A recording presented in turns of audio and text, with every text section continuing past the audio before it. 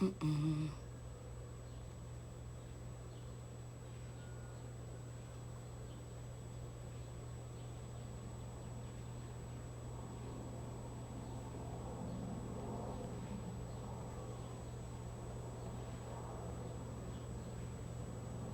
Hi. Hi. How are you?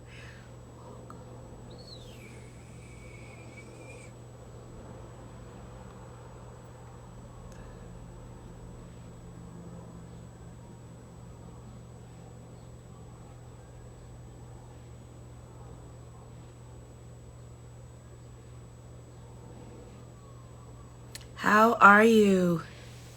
Hi, how are you? How are you doing? How are you? I like to come on a little early. I like to come on a little early to make sure that lighting is good. I'm glad. Jacqueline, thank you so much for coming on early. I really appreciate it. But I like to come on early just to, do a little housekeeping to make sure that the lighting is good, make sure that you can hear me good. I hope that everything is well with you.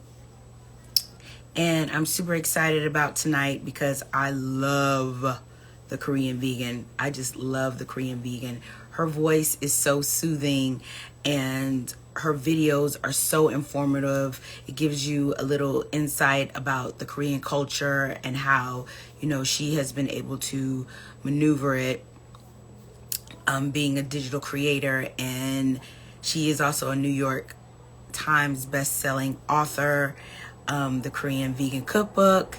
And yeah, I'm just super excited that she said yes. We met at a chance meeting. Hi, Just Eat Plants. How are you? We met at a chance meeting at the Vegan Women's Summit. And yeah, I'm just really excited that she had time to jump on here and talk to us. It's going to be a good time. But yeah, thank you so much for coming on. Hi, Just Eats Plants. How are you? How are you? How are you? How are you? I'm glad that everyone is coming in a little bit early. We do start at 6 p.m. But I always like to come on a little bit early to make sure that, the lighting is done, to make sure that you can hear me properly. And it also gives me a few minutes to get a little bit, hi, how are you? Get a little bit adjusted. I'm doing well. Little bit adjusted to IG Live because the first couple minutes, I like to center myself and, just think about the things that I want to ask. But yeah, I can also come on so people can have time to, if they have any questions about what Vegan Pop is. Yes, Kristen. I also come on a little bit earlier just in case someone has any questions about what Vegan Pop Eats is. If they just want to, have any questions that I could possibly help them with, or I can point them in the right direction because I have, several people in my network that, could possibly help what is needed. And, it's just a little bit of alone time with me and the pop stars because they affectionately call themselves that, and to the new pop stars that are coming on. Well, Vegan Pop Eats is a lifestyle brand that is changing the perception of veganism through conversation, cuisine, and also conscious living. I also have a physical show that you can see on YouTube where I go out and I showcase the hottest vegan spaces. And then I also have this vegan IG Live series where I'm fortunate enough to be able to talk to all the influential people in our lifestyle space because I feel that it's important for people to know everyone's journey because everyone's journey is different, but sometimes you can be motivated or inspired by someone telling their story. And this is not just for vegans, it's for people who are wanting to cross over, flexitarians. These is for, the people who are pescatarians. And sometimes you just need to, find a community that will help you adjust to a more aware lifestyle. And I won't say better, even though it is better. But, you know, you have to find the type of lifestyle that is good for you as far as what your health and your lifestyle is. And I just so happen to fortunately turn over to the green side. And I hope that just by coming on the different lives and seeing the show, that it inspires more of us to cross over to a more of a abundant lifestyle as far as health wise, and, you know, turning away from, you know, the things that aren't good for us, because when we eat things that aren't good for us, it clouds our judgment, and it also shows up on the outside, inside, and with the people around you. So that's what Vegan Pop Eats is about, and that's what, you know, I aim to and I strive to get people inspired and motivated to come on over to the green side, because it has changed my life. Yes, I follow some things about Dr. Sebi, but I'm not alkaline, even though I am starting to incorporate a little bit more alkaline and a little bit more raw into my diet. I really enjoy raw eating. I feel lighter. I feel more in tune, better sleep. Not that I had bad sleep, but, you know, I feel that I just operate better when I'm eating closer to nature than eating a bunch of processed foods, even though the processed foods do taste good. So if I ever, you know, get a wanting for a hot dog or a chicken nugget or something like that, there are a lot of great brands out there that are good, but from different podcasts and things that I'm learning as you, because I'm still a student, eating processed in any capacity is not good for you. So I am learning to eat more life. So yes, if that answered your question. Hi, Kimberly Renee. Thank you so much for coming on. I really appreciate it. Hi, everyone. Everyone is tuning in. I'm excited. This should be good because she is so amazing. Her voice is so soothing, and the recipes that she has inspired and created, I only strive to be half. Matter of fact, not even half, a quarter of what she has going on, because, you know, fortunately, I used to love Korean food. My mom, you know, spent time in Korea, and that was like one of her favorite dishes or cuisines. And so I'm fortunate enough that, you know, I have a taste for, you know, certain cuisines, and I'm excited to learn about how she, you know, her journey in order to keep her culture alive without it harming any animals. So we will see how that has come about. And yes, thank you to everyone who was coming in early. You know, I really appreciate it. And like I said before, this is the time for us to, you know, learn a little bit more about each other. If you have any questions about what I do or what I'm going to do, or, you know, if I've inspired you to do something, this is the time that I would love to hear about it and stuff like that. Yes, ma'am. How about all my people are showing up for me? All of my people showing up for me. And those of you who have not joined, who are joining now, I recommend that you follow Chris the Bronx Vegan. She is a nutritionist. She is well knowledged for holistic living, and also the Eat School. Those two, you have to follow them because they've just brought so much joy to my life and so much information to my life. And so I really, really, you know, think that y'all should follow them, because we have a good time. We have a good time. So yes, indeed. Hi, Pat Spinova. Thank you so much for coming on. I really appreciate it. I really appreciate it. So yes, indeed. What's her name again? Her name is Joanne Lee Molinaro, also known as the Korean Vegan. TheKorean Vegan. Is that what you were asking for? as far as the guest that's going to be on tonight, or were you asking for the two people I just recently mentioned, Chris the Bronx Vegan and also the Eat School?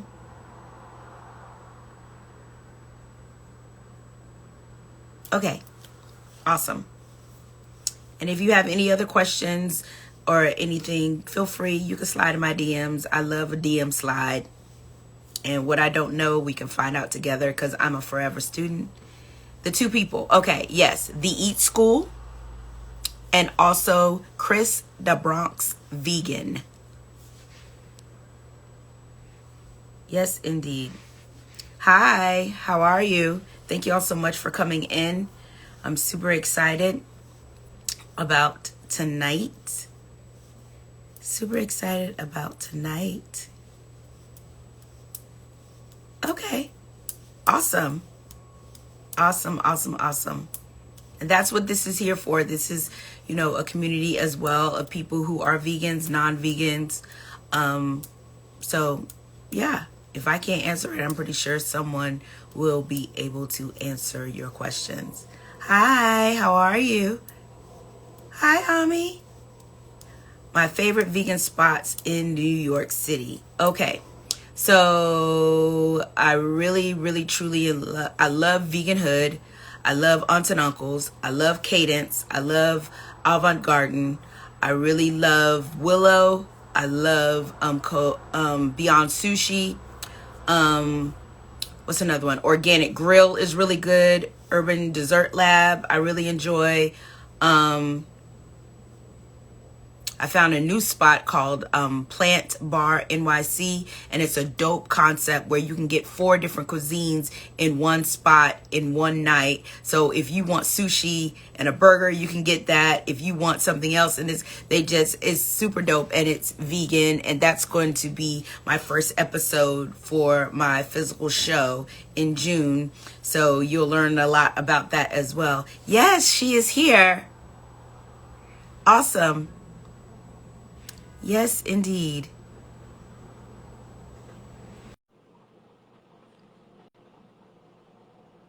Did I do it right? Wait, hold on. Hold on.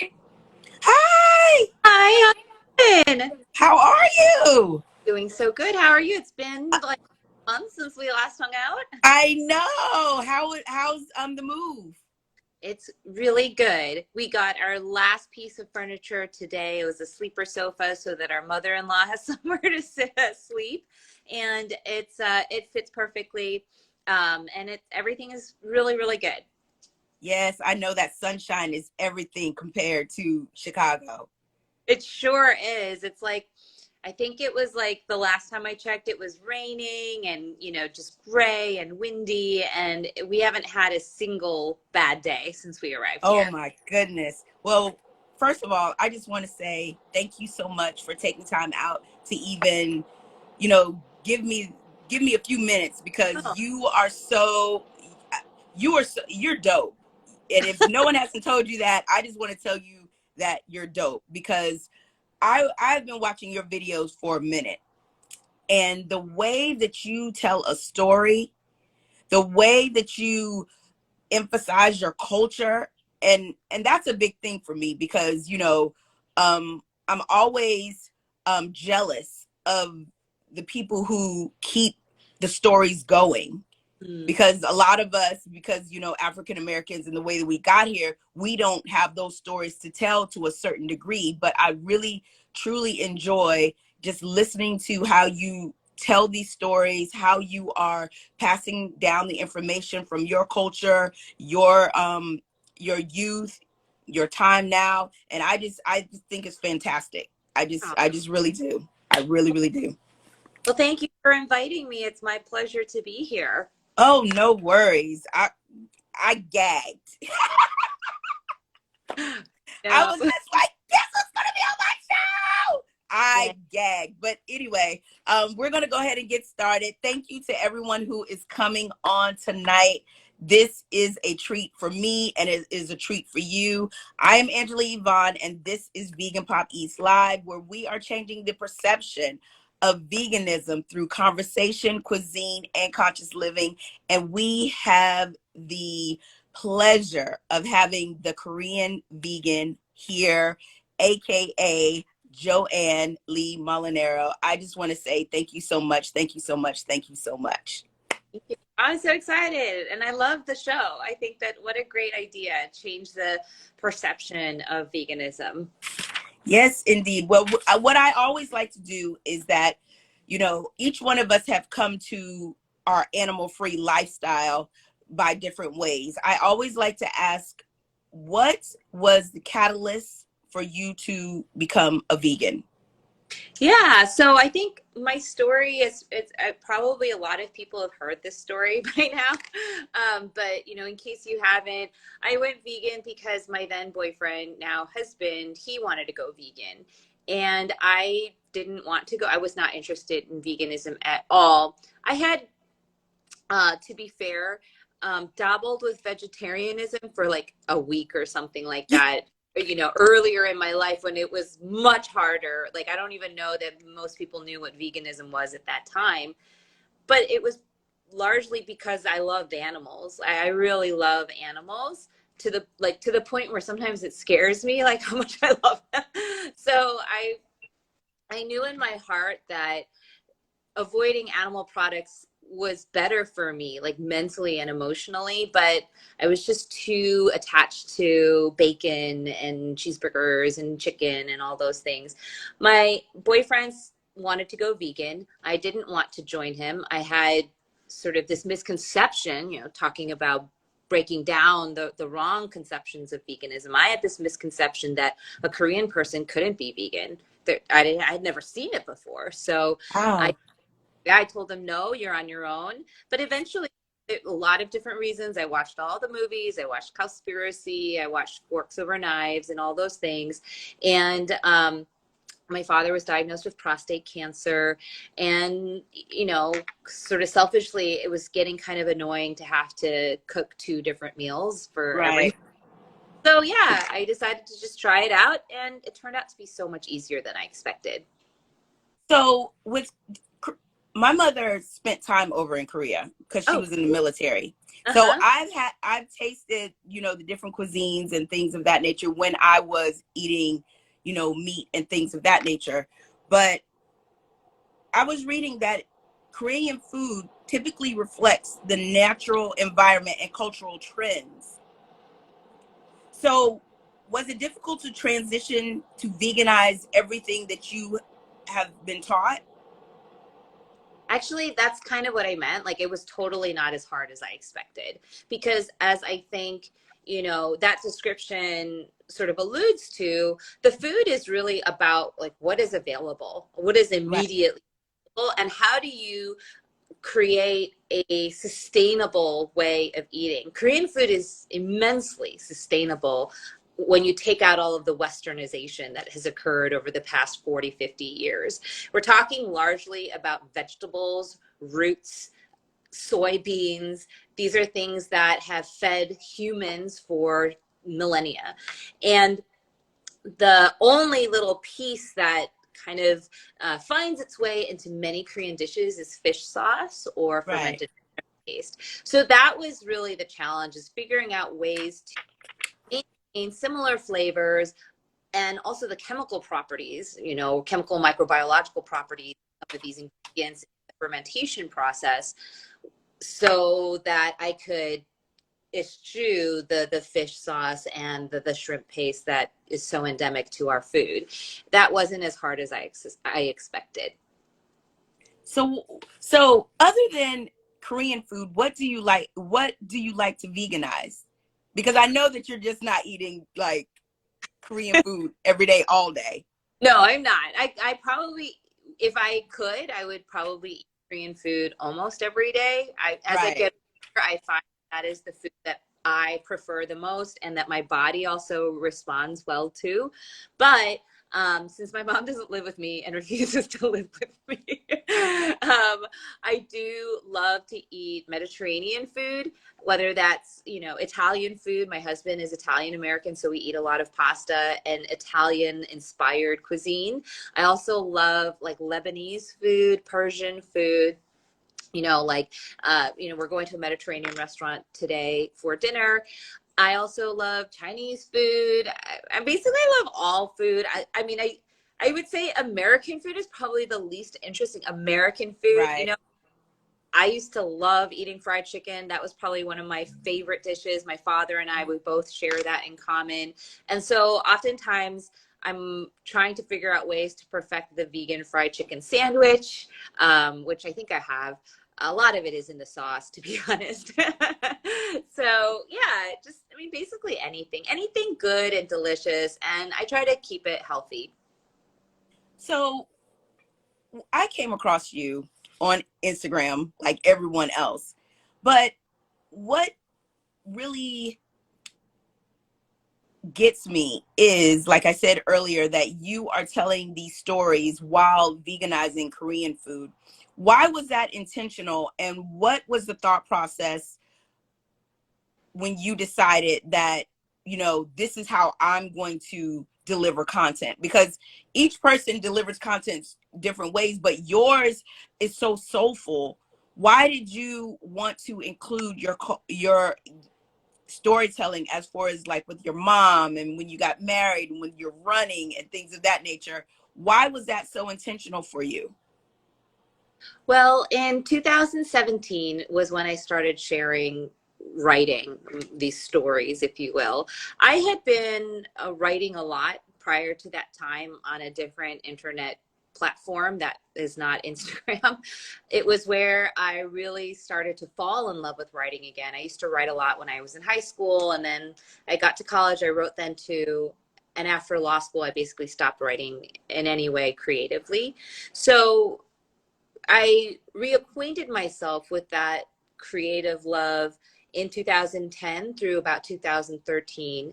I went vegan in 2016, and I didn't do any real creative writing or editorial writing. It was just recipes, right? And in 2017, after the election, the 2016 election, I remember I a couple of days after the election, I saw on my Facebook an article about somebody writing horrible racial epithets and slurs on an Asian owned store and like Mm. over there. And it to me portended the kind of thing that may come over the next several years, because I think that people felt now emboldened to tell Asian people, go back to China, or you're not American, or worse. So obviously, COVID has also exacerbated that in the past few years. Yeah. So I wanted to do something to humanize the immigrant story so that, if anyone were to see something like that or hear something like go back to China, they may not themselves say it. Like most people are not saying that sort of stuff, hopefully, right? Knock on wood, most people are not like overtly racist. But I bet you there are a lot more people than you realize, maybe you Yeah. do, that like hear that and like, oh, that, like they don't do anything about it. They don't say anything about it. They don't think it's that bad, right? But I thought maybe if I humanize the victims of those kinds of things, then it would be harder for people to say, oh, that's not a big deal. It would be harder Right. for people to just be quiet and not say something if they saw, a person of color being victimized by racial hate. So that's why I started sharing the stories. I didn't do it in like a political way. Like I was like, I'm telling you this story because I want you to know that blah, blah. Like it wasn't really it. I wanted to just share it in a very natural way, in the same way that like when you're going on a blind date, like you want to like organically get to know that person, and Right. one thing another, and you sort of fall in love. And that was really what I wanted my Instagram to be, this organic space where you just kind of get to know the immigrant story and eventually find yourself in love with it. Oh, my mom's here. Well, hi. Well, I've fallen in love with it because it just, how do you, I know people ask you all the time, but how do you get the visual aspect of it? Do you have like a full like crew that comes into your kitchen, or please don't tell me that's just you? It is. It is just me for now. We are thinking of bringing on a videographer to help me with some of the more recipe tutorial videos, but all the storytime videos I do on my own. And it's a, continually evolving process. I'm learning every day about videography, lighting, both Right. heat and composition. So if you look at my first video, you'll be like, whoa, that's totally different right now. So you have decided in the last year or so that you have crossed over to the digital creator world. You used to be a attorney, and congratulations on being a New York Times bestseller book. Did you imagine that in your No, wildest dreams? totally did not. So when it happened, how were you just like, no? Or did So you know that you had something special? I think that when I first signed the cookbook deal in 2018, I I mean I had a very small social media presence compared to right now. I mean it isn't small in the grand scheme of things. It was like 37,000 Instagram followers. That's a lot. But Right. compared to what I had now, like that is very small. And so I had no aspirations of it being a bestseller. Like I was like I just want to create something that I can show my mom and my dad. Look, Mama and Daddy, like your stories are in this book, with all these foods. Like that's really all I wanted to do. And I think in 2021, early 2021, was when we started seeing the pre-orders and people started saying to me, oh, you might be a New York Times bestseller. You might be a bestseller. And I was like, no, I don't think so. That's very nice.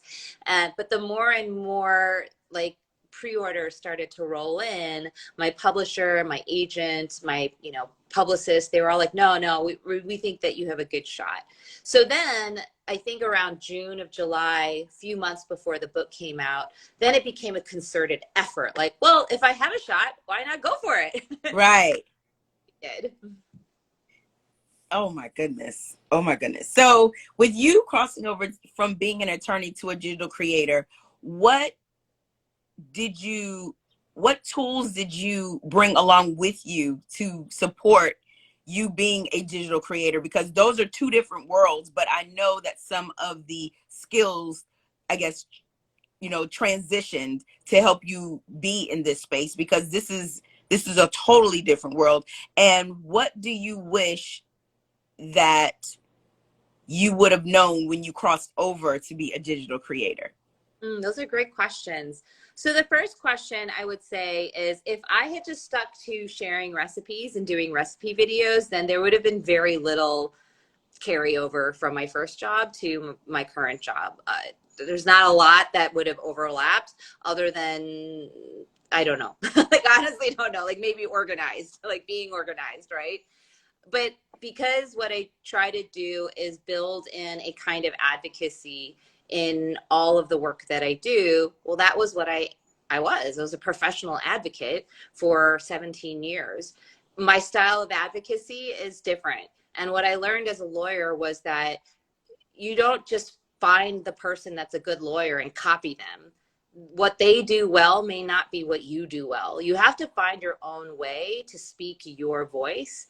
And so that carried over a great deal in the kind of advocacy I now do through my videos. I think the other thing, of course, is that I just did this really fun cooking demonstration for a law firm, and they were asking a very similar question. And I was like, well, you all have dealt with word limits. We have to deal with word limits all the time as lawyers. I'm only allowed to submit a 5-page brief. Any pages above that will be stricken by the court. That's very similar to a 60-second deadline, when I'm Right. creating reels or a YouTube shorts video. So again, that was another thing that carried over. And finally, storytelling is a big piece of advocacy. If you want to persuade your jury that you win, that you are correct, that your version of events is the true version, then you better have a really good story to tell them. If you're just sitting there reading off a page, we're all seeing a lot of interesting trials happening right now. The good lawyers are trying to create a story, and that's really, something that carried over as well. So with your newfound, I guess, I want to say fame, but I don't know if you can say fame where, because people throw the word fame around so easily. But with this new, I guess, found freedom, I'll say that, your newfound freedom, what is the most surprising thing that you have found operating in our space, veganism? And what is one of the things that you wish that you could change the perception of?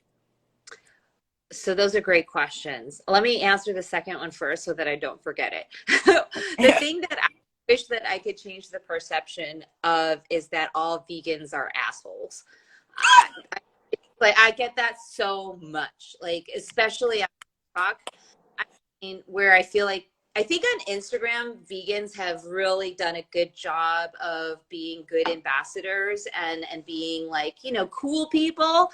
On TikTok, unfortunately, the very early on, I mean, Tabitha Brown obviously is like the best vegan ever, but and Right. she was huge, you know, on TikTok, and she did a lot of good. But unfortunately, there were a couple of people who also did a lot of bad, and as a result of that, their negativity really became projected onto everyone.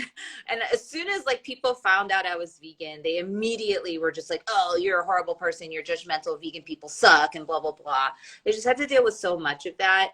And it's hard because I know that oftentimes the rudest, most annoying, most, you know, ridiculous, absurd people are also the loudest and most vocal on the internet. So Right. it seem like, oh, all vegans are just jerks, right? But actually, based on my own personal experience, like I know very few jerks, like Me who, too. you know, like we're all like good people, and like we're all just trying to do the right thing in our own way. And I really wish that like that perception would change. But it's really hard because normal people like you and I, we're not going to be sitting there like thumping our chests and being like, we're good, we're normal, you know? So that's one perception. I think one surprising thing that's sort of related, I guess, that I kind of saw, which actually one of the reasons I really liked the Vegan Women's Summit, which is where we met, was because I felt so much like, oh, like this vegan community is so supportive. Yes. Like I think before, again, because sometimes the assholes are the loudest, I just felt like the vegan community was like not supportive of me. Cause like I was getting at it from both sides, where like I was getting the non-vegan community saying like, you suck, vegans are horrible, you guys are all judgmental militant assholes. And then also like the vegan people were like, why are you using honey? And I'd be like, I'm using brown rice syrup. Like defend myself all the time. Or like, you know, why are you such a vegan apologist? You're not a true, you know, activist. You don't really believe in it. You're not a real vegan. Like I would get that also. So I always felt like, wow, I kind of expected non-vegans to be a little hostile. I didn't expect that from my own community. But what I realized when I went to the Vegan Women's Summit was that I was doing the exact same thing that non-vegans were doing, which is that assuming that these loud, not friendly voices were all the voices. When in Right. fact, the community obviously has been so supportive of me, you know, from everyone, like Rich Roll, you to the, you know, Jennifer at Vegan Women's Summit, Plant-Based Music, Yes. who have wanted me to succeed. So I think that was very eye-opening. So I guess what I'm saying is like, I'm human and I continue to grow every single day. I feel like I'm a total baby when it comes to this stuff. And I'm just constantly like, oh my God, I'm learning all this new stuff. Well, I just want to let everyone know that at the Vegan Women's Summit, we were loving on everybody. Like that was like one of the best spaces that I was there. And like you know, you hear about how these different vegans want to either gatekeep or they want to, you know, treat people a certain way. But I think that those are the older vegans, the ones who, you know, and I don't mean older as in age wise. I mean being in the lifestyle for a period of time, because, you know, I always say, I don't care how you get over here. I just want you over here. So if you doing meatless Mondays will get you closer to coming over here and we can save the planet, save the animals, you know, get healthy and live well nourished and moisturized, I'm for it. I'm not going to tell you that if you slip up, you in New York, and you smell the aroma of the 99-cent slice, I'm not going to tell you that you can't be over here anymore. Yeah, I think that's exactly my perspective as well. I'm very utilitarian at the end of the day. I want to get whatever the means, I want to get to the end, which is that less living beings are suffering. And Right. so, however you get here, I do think that effective advocacy is a big proponent or a big component of persuading people to make better choices for everyone. But like I said, I'm largely neutral when it comes to however it is a person elects to do so. So what is the biggest misconception that you had before you crossed over, and what do you know for sure now? But the biggest misconception was that Korean people couldn't be vegan. Right. I really believe that. I like never thought about it. And it's really embarrassing. Like I'm really ashamed sometimes because not only did that evince a really narrow point of view about compassionate eating, but it also shamefully demonstrated my complete lack of knowledge of Korean cuisine. Like I just like was so arrogant, and I was so like cocky thinking, oh, I know Korean food. Like I don't know like anything about Korean food. Obviously, like if you really think that Korean food can't be vegan, especially when you know that like there's a big segment of Korean people who are Buddhist nuns and therefore have been Right. eating plant-based for like 1,000 years. Like it was just really, really arrogant of me, as is often the case when you make really stupid assumptions, which I did. So that was probably the biggest misconception I had about veganism. Obviously, everything that I've done since 2016 is designed to refute, undermine, completely contradict that misconception. And my hope is that people feel the same about their cultural cuisine, whatever culture you come from. My hope is that people are open to the possibility of having compassionate eating and cultural eating at the same table. What was the first dish that you veganized, and which one was your most successful? Ooh, the first dish I veganized was chocolate cake, and yeah, I That's was not Korean. no, it isn't. I Oh, did like I wasn't the Korean vegan at that time. okay. I was just like experimenting in the kitchen, making food for my boyfriend because I wanted to impress him and his father. Right. They'll And have my us doing all kinds of things. yeah, exactly. And Anthony loved chocolate cake. So I was like, all right, I'm gonna try veganizing a chocolate cake. And so that was the first one. I think the first Korean dish I veganized was sundubujjigae, which is silken tofu stew. It remains one of my favorite things to eat of all time. And I think the thing that was most successful, probably, I mean, it's hard to say, Angeline. Every time I make something like this is the best thing I've ever made. So it's hard, but like in recent memory, I would say one of the most successful things that I've veganized was naengmyeon, which is a buckwheat noodle, cold buckwheat noodle dish that my father used to make for me and my brother all the time growing up. I never enjoyed eating it until much later in life, but when I developed the recipe for the cookbook, I knew it was my father's, one of his favorite dishes of all time.